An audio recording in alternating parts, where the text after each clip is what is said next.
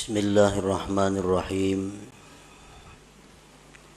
Alhamdulillah dzil izzati wal jalal alladzi amarana bi ikhlasil a'mal. Ashhadu an la ilaha illallah wahdahu la syarika lahu dzul quwwati wal kamal. Wa ashhadu anna sayyidana Muhammadan abduhu wa rasuluhul mawsufu bil jamal.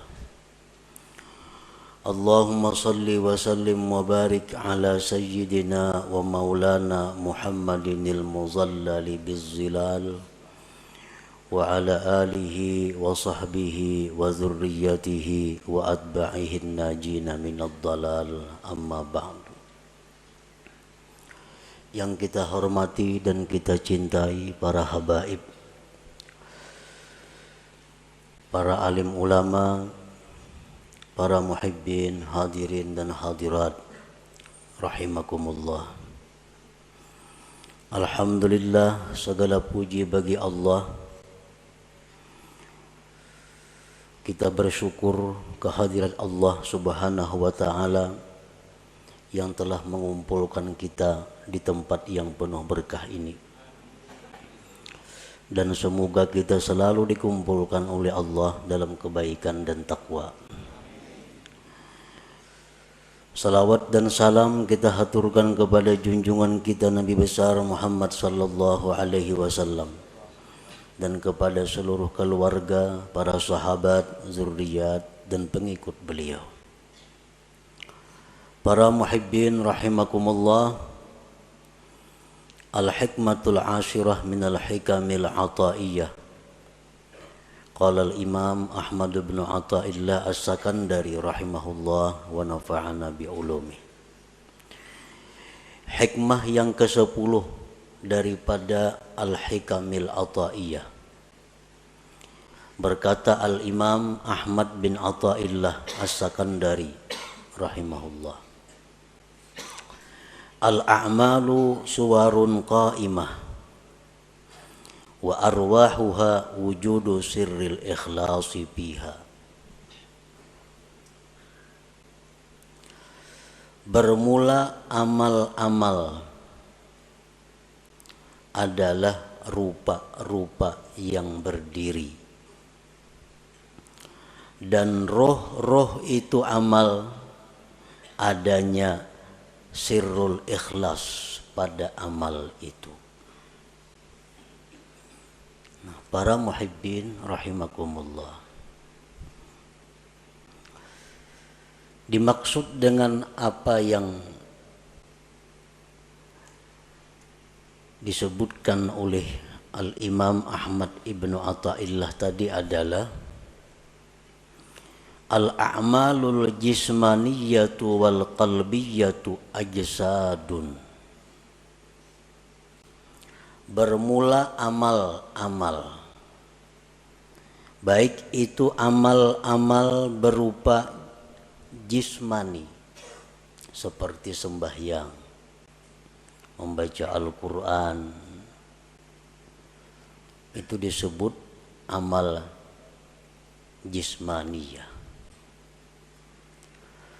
Ataupun amal-amal berupa qalbiyah, amal-amal hati seperti taubat.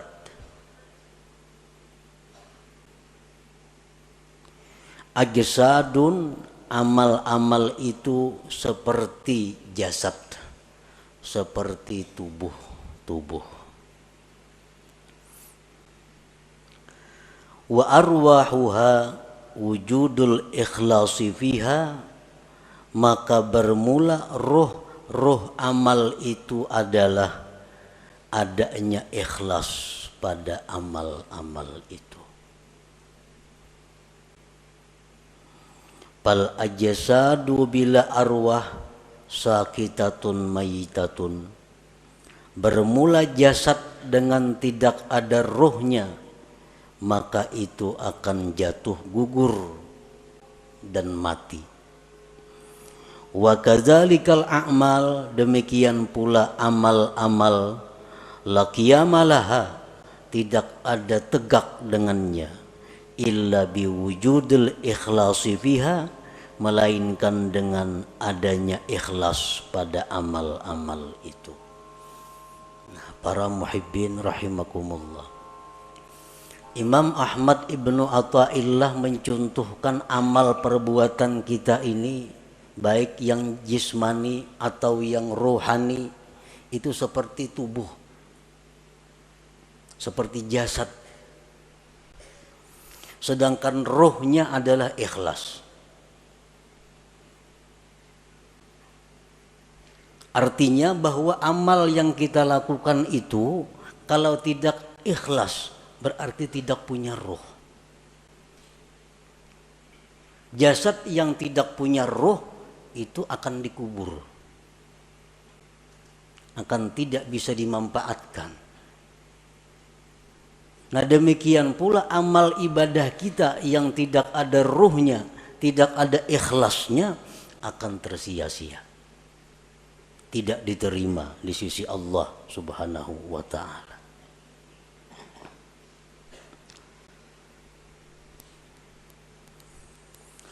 Qala Allah ta'ala fi kitabihil karim, man kana yuridul ajila ta'ajjalna lahu fiha ma nasha' liman nurid thumma ja'alna lahu jahannama yaslaha mazmuman madhura. Barang siapa yang beribadah kepada Allah, sembahyang, puasa, membaca Al-Quran, menuntut ilmu, beriktikaf, bersadaqah, berwakaf. Barang siapa yang beribadah kepada Allah dengan tujuan duniawi, nah, dengan tujuan dunia, orang bersedekah tujuan supaya dipuji, dia sembahyang dengan tujuan disanjung orang, maka ujar Tuhan, kami segerakan baginya padanya yang kami kehendaki bagi orang yang kami kehendaki. Maka artinya yang dia maksud dengan pujian itu akan didapatkannya. Dia sembahyang ingin dipuji orang, maka pujian itu akan datang kepadanya. Dia bersedekah ingin dihormati orang, maka kehormatan itu akan datang kepadanya. Summa ja'alna lahu jahannama yaslaha, kemudian kami jadikan bagi dia neraka jahanam yang dia masuki, mazmuman, hal keadaan tercela, madhuran, dan dilaknat Allah. Surat Al-Isra ayat 18. Nah, artinya orang yang beramal ibadah dengan tujuan dunia, tidak karena Allah, bukan hanya kada diterima oleh Allah, tetapi disiksa.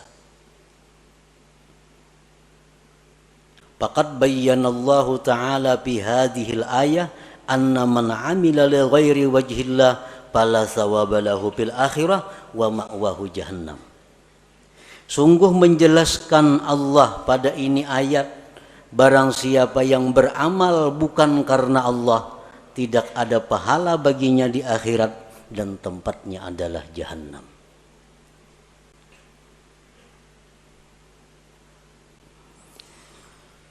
Para muhibbin rahimakumullah, Rasulullah sallallahu alaihi wasallam bersabda, innal abda la ya'malu a'malan hasanah fatas'adul malaikatu fi suhufin mukhtatamah fatulqa baina yadayillahi ta'ala fayaqulu alqu hadhihi as-sahifah fa innahu lam yurad bima fiha wajhi. Yang artinya, sesungguhnya seorang hamba beramal amal kebaikan, sembahyang, puasa, zakat, sedekah, haji, umrah, dan sebagainya, maka naiklah malaikat membawa buku-buku catatan amal tersebut, kemudian diserahkan kepada Allah Subhanahu wa ta'ala. Maka Allah berfirman, lemparkan ini catatan amal, bahwasanya dia tidak dikehendaki dengan yang ada pada catatan itu akan zatku, ujar Tuhan. Artinya buang itu amalan, karena inya beramal itu bukan karena aku. Waqala Rasulullah sallallahu alaihi wasallam, idza kana akhiruz zaman sarat ummati thalasa firaq, firqatun ya'budunallaha khalisa wa firqatun ya'budunallaha riya'a wa firqatun ya'budunallaha liyastaqilu bihin nas. Fayaqulullahu azza wa jalla lil mukhlisin idhabu ilal jannah wa yaqulu lil akharin idhabu bihim ilan nar. Apabila akhir zaman, ujar Rasulullah, jadilah umatku itu 3 kelompok, 3 golongan. Satu golongan yang beribadah kepada Allah ikhlas. Golongan yang lain ada yang beribadah riya, mengharapkan sesuatu dari makhluk, baik itu materi atau pujian. Satu golongan yang beribadah kepada Allah untuk mencari makan dengan manusia. Allah berfirman pada hari kiamat, bagi orang-orang yang ikhlas, masuklah kalian ke dalam surga. Dan Allah berfirman bagi yang lainnya, pergilah dengan mereka itu ke dalam api neraka. Para muhibbin rahimakumullah. Dengan dalil-dalil ini jelas bahwasanya ikhlas itu adalah satu kewajiban yang mesti ada dalam setiap amal ibadah. Tanpa ikhlas, amal ibadah itu tersia-sia dan kita pun akan disiksa oleh Allah Subhanahu wa ta'ala. Nah, para muhibbin rahimakumullah, dengan demikian kita wajib belajar apa itu ikhlas. Dan kita wajib berusaha untuk bisa mendapatkan ikhlas itu, agar kita menjadi orang yang selamat di akhirat nanti. Nah, berbagai macam pendapat para ulama tentang ikhlas itu apa. Satu syekh mengatakan ikhlas itu ini. Ada lagi imam ini mengatakan ikhlas itu macam ini. Ada lagi seorang guru menyatakan ikhlas itu macam ini. Nah, kita ambil dari sekian banyak pendapat tentang ikhlas itu satu pendapat daripada para imam-imam itu. Al-ikhlasu ala salasi darajat. Ikhlas itu 3 tingkat. 3 tingkatan. Yang pertama disebut darajatil awam. Ikhlas tingkatan orang awam. Ini ikhlas sudah ada punya harga di sisi Allah, walaupun murah daripada tingkatan yang berikutnya, tapi sudah dihargai oleh Allah. Kita beribadah sembahyang, kita pakai ikhlas orang awam, itu sudah berharga, cuma harganya lebih murah dibanding ikhlas tingkatan-tingkatan yang berikutnya.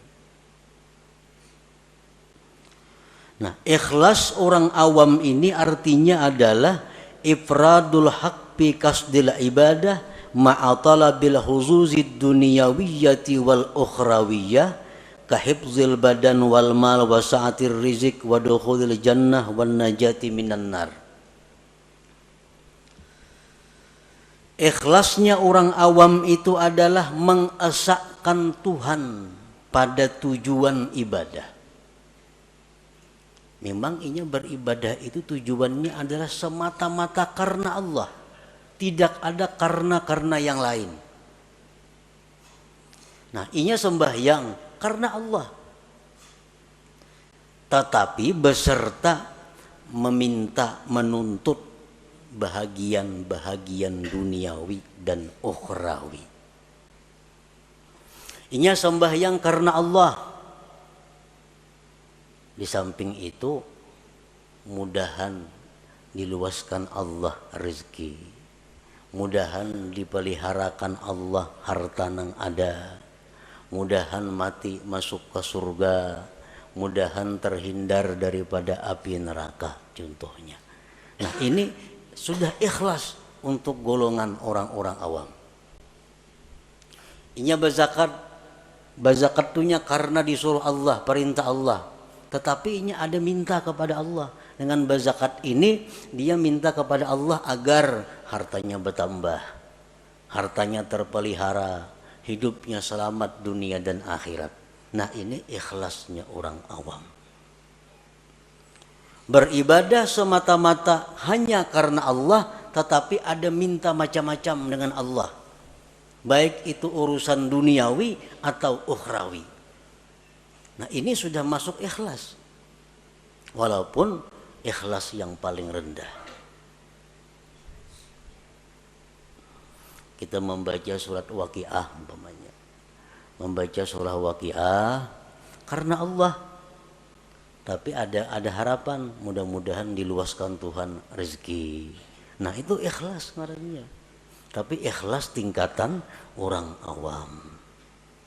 Inya membaca surat Tabarak, suratul Muluk karena Allah.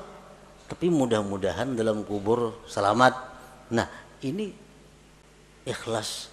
Tapi derajatnya bukan derajat yang tinggi.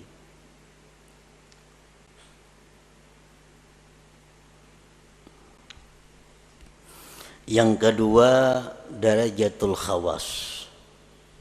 Derajat ikhlas orang khawas.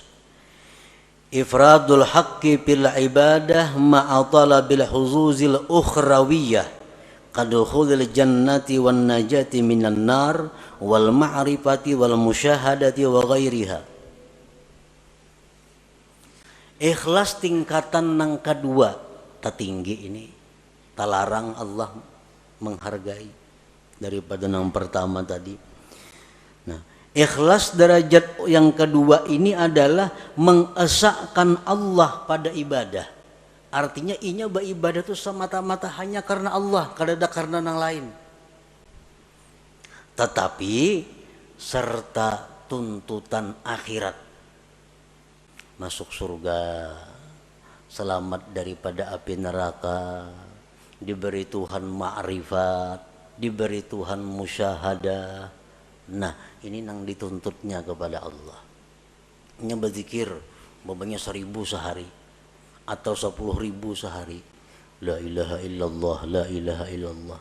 Tujuannya apa berzikir ini? Karena Allah. Allah nyuruh berzikir. Tapi inya minta kepada Allah agar diberi ma'rifat kepada Allah, agar diberi musyahadah. Nah, ini ikhlas tapi menurut tingkatan khawas ngarannya. Belum lagi sampai ke derajat yang tertinggi daripada ikhlas itu.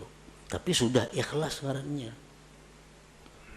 Ya, tadi orang membaca surah Tabarak supaya dalam kubur selamat daripada fitnah kubur. Nah, ini ikhlas. Tuntutan akhirat. Ini ikhlas derajat khawas ngarannya. Inya kadada dalam ibadah itu minta kepada Allah urusan dunia kadada.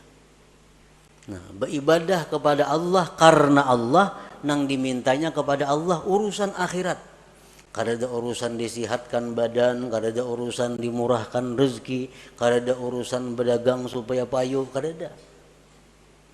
Urusannya apa? Inya beribadah nih karena Allah, nang dimintanya kepada Allah urusan akhirat. Nah, ini ikhlas tingkatan yang nomor 2. Ini lebih hebat daripada yang pertama tadi. Yang ketiga, darajatul khawasil khawas. Nah, ini derajat yang tertinggi. tahqiqul ubudiyah wal qiyamu bi huquqir rububiyah bil ibadah.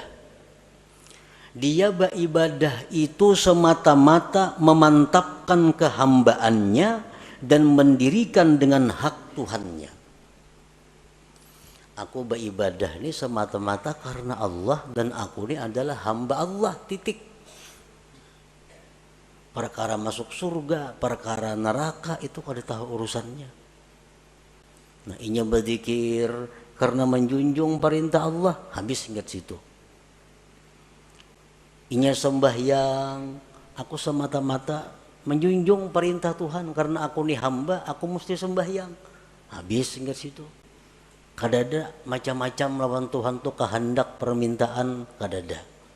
Nah, inilah derajat ikhlas yang tertinggi itu. Nah, para muhibbin rahimakumullah.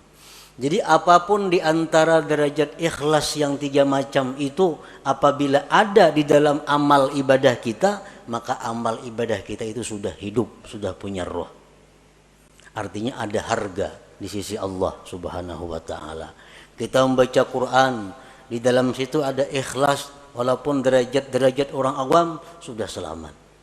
Apalagi kita membaca Quran, di situ ada ikhlas derajatnya orang khawas, lebih larang lagi Allah menghargai. Apalagi ikhlas nang nomor 3, makin larang lagi harganya. Nah, makanya ibadah itu dibalas 10, bisa 70, bisa 100, bisa lebih pada itu, tergantung mutunya ibadah itu, tergantung kualitasnya ibadah itu. Para muhibbin rahimakumullah. Nah, jadi kita sudah tahu pentingnya ikhlas tadi. Pentingnya kita beribadah itu karena Allah. Kalau kada macam itu, sembahyang kita ditolak dan kita disiksa. Kita puasa kada karena Allah, puasanya ditolak dan kita disiksa. Kita bersedekah kada karena Allah, berbagi-bagi duitnya, tapi kada karena Allah, duitnya kada diganti Tuhan, berpahala kada, disiksa, duitnya habis. Kalau orang tuh bersedekah karena Allah, akan mendatangkan kelapangan, mendatangkan kebahagiaan, karena Allah. Tapi kalau orang ini membagi-bagi duit, membagi baras, membagi apa, kada karena Allah, ujung-ujungnya bisa gila, bisa stres, karena kada karena Allah. Nah, ini akibatnya dalam dunia pun sudah menderita.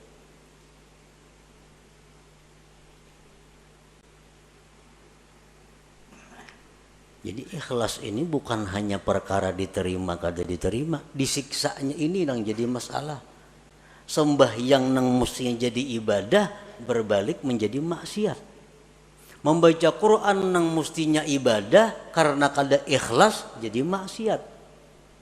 Bersedekah nang mestinya ibadah tapi karena kada ikhlas jadi maksiat. Nah, oleh karena itu kita wajib fardhu ain mempelajari apa itu ikhlas supaya bisa amal itu diterima oleh Allah Subhanahu wa taala.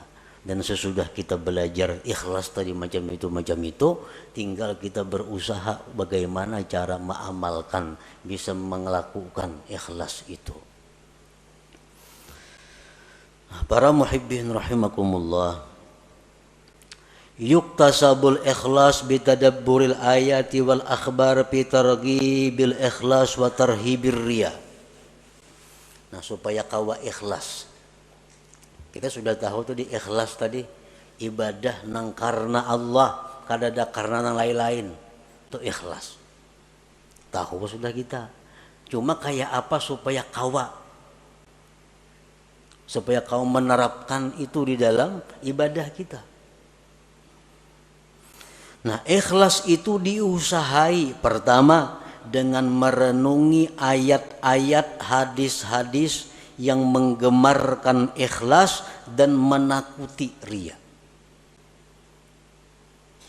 Nah, kita cari, kita renungi Al-Quran bagaimana memuji orang yang ikhlas. Al-Quran, Al-Hadis bagaimana menerangkan akibat surga terhadap orang yang ikhlas. Al-Quran, Al-Hadis menakutkan bagaimana orang yang kada ikhlas. Orang yang kada ikhlas itu beramal, apapun amal ibadah kada ikhlas, itu di akhirat dipanggil Allah dengan panggilan ya munafik, hai munafik. Ya ghadir, hai penipu. Kita tuh beribadah kada ikhlas, Allah memanggil di akhirat dengan panggilan hai penipu, hai orang munafik. Nah ini yang kita renungi hadis-hadis seperti ini agar kita bisa ikhlas. Bahkan diriwayatkan bahwa orang yang tidak ikhlas itu nanti di akhirat akan diulu-ulu oleh Allah, sebagaimana dia dalam dunia mengulu-ulu kepada Allah. Kan sembahyang, tapi sembahyang ini yang dicarinya adalah pujian. Itu mengulu-ulu Tuhan ngarannya. Kisahnya menyembah Tuhan, tapi hatinya menyembah orang yang dia harapkan. Nah di akhirat dibalas Allah.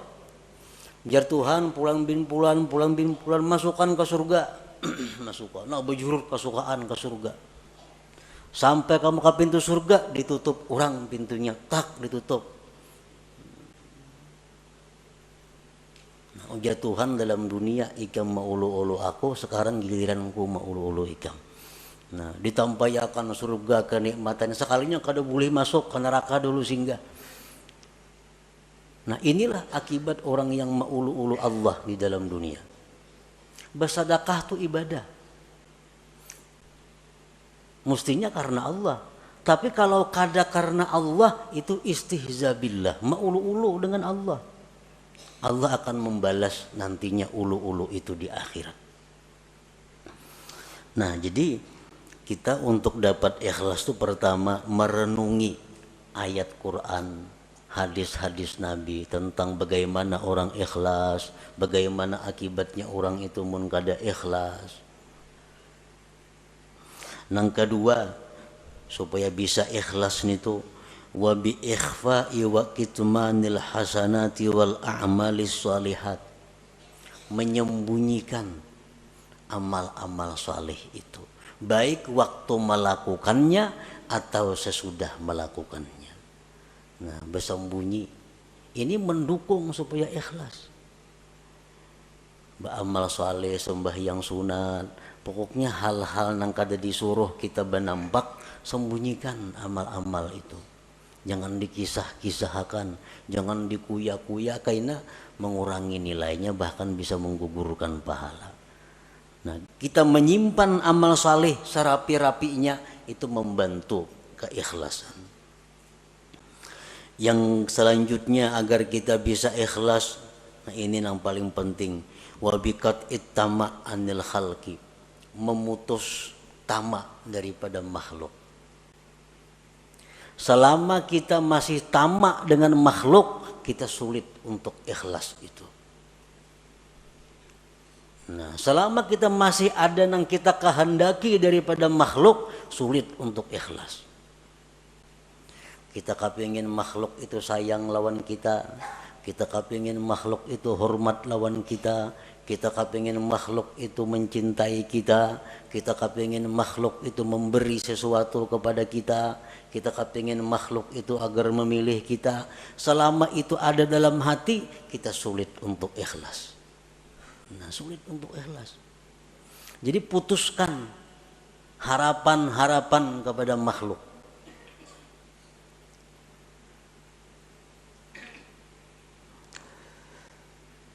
Wa bidawamir riyadhati wal mujahadah, dan juga dengan selalu latihan dan berjuang.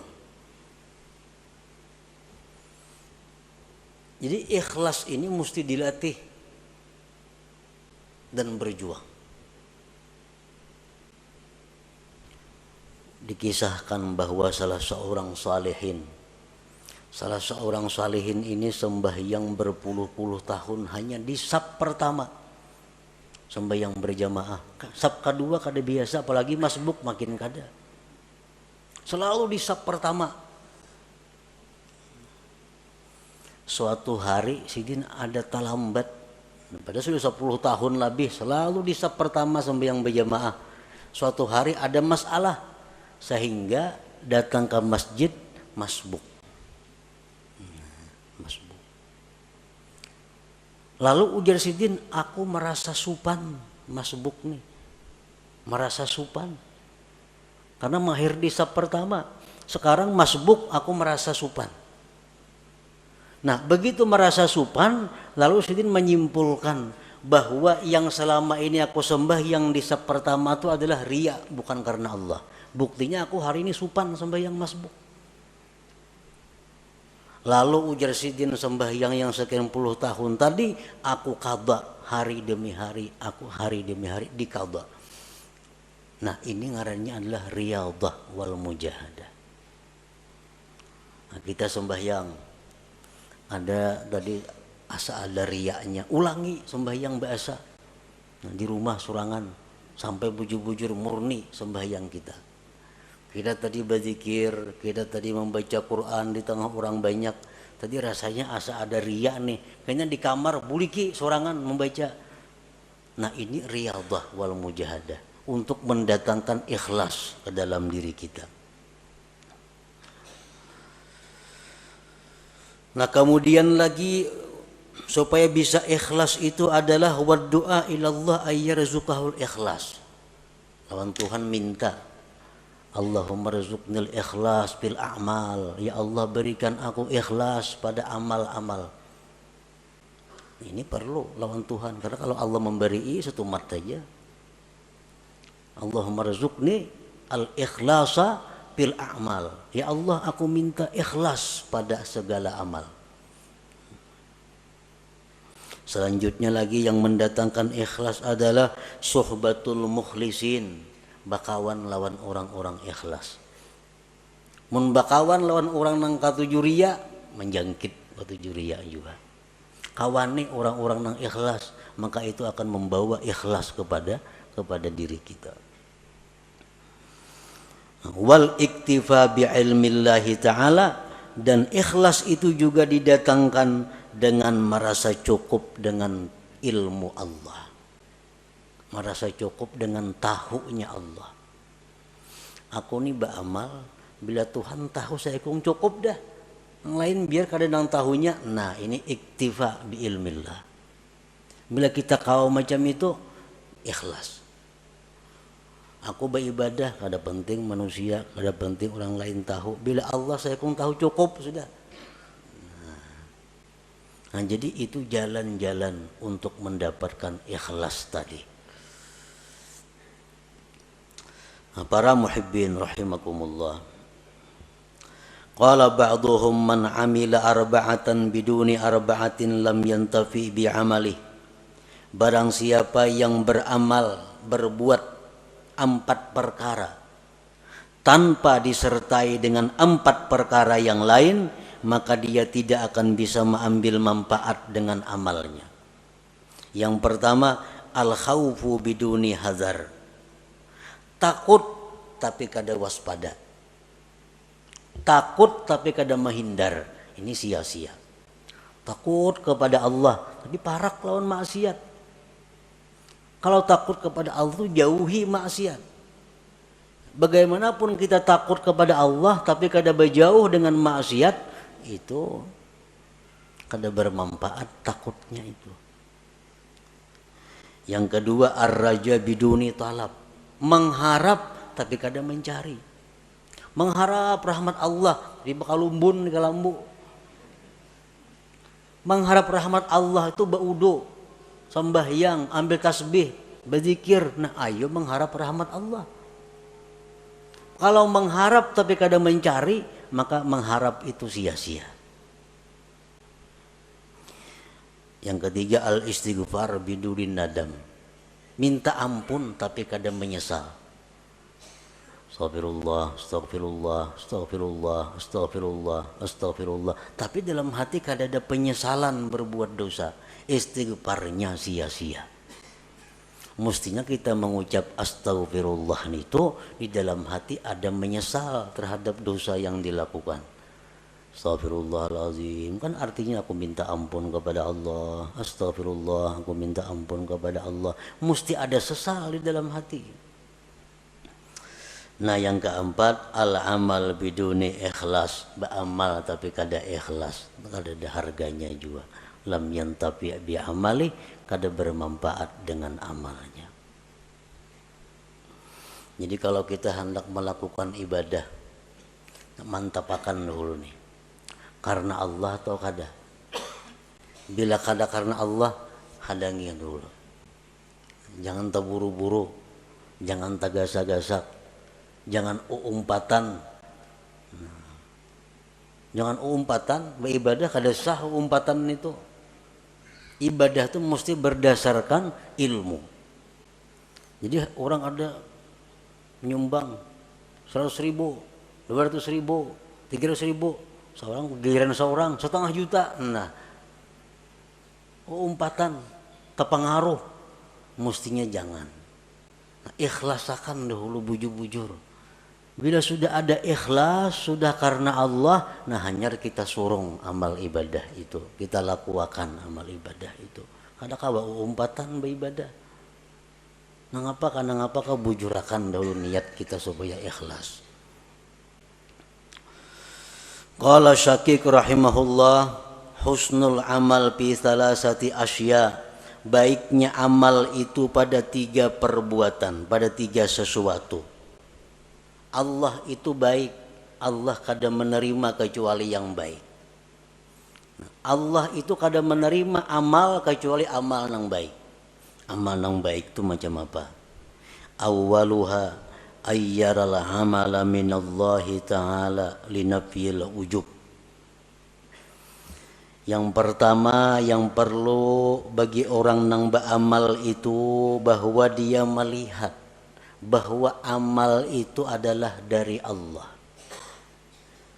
Aku ni kawa sembahyang, aku ni kawa puasa, aku ni kawa naik haji, aku ni kawa bersedekah, itu adalah anugerah dari Allah. Bukan karena kepintaranku, bukan karena kekuatanku, bukan karena kehebatanku. Tapi aku kawa melakukan ibadah-ibadah ini adalah anugerah Allah, taufik Allah.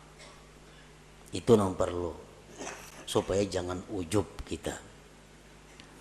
Nah yang kedua, ayyurida bihi ridallah likasril hawa, bahwa dia beramal itu menghendaki keridaan Allah, bukan untuk kesenangan diri sendiri. Beramal, beribadah itu yang kita cari itu adalah kesenangan Tuhan, bukan ibadah nang pas lawan kehendak nafsu. Ini ada ibadah itu nang pas lawan kehendak nafsu. Nah itu bukan itu yang kita cari. Kita cari itu ibadah nang pas dengan keridhaan Allah.